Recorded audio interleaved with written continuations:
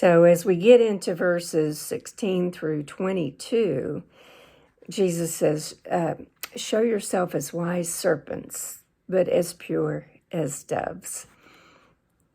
Now, we have to note that Matthew is a systemizer of materials. And this passage is one of the instances where Matthew collects his material from a different time. He's collected the things Jesus said on various occasions about persecution.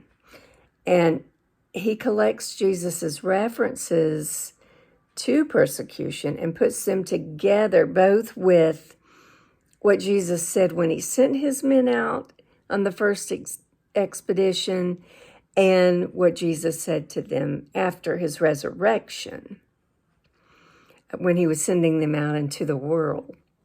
So we have the words of Jesus of Galilee and the words of the risen Christ. So keep that in mind here. Now, Jesus used pictures and ideas of the future to divide time into two ages.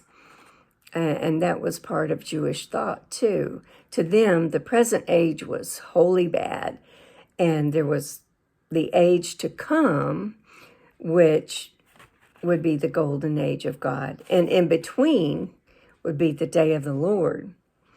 And that would be a terrible time of chaos and destruction and judgment.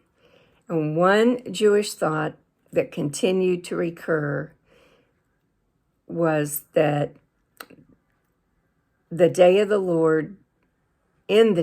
Lord, friends and families would be split. In those days, they said the destitute would carry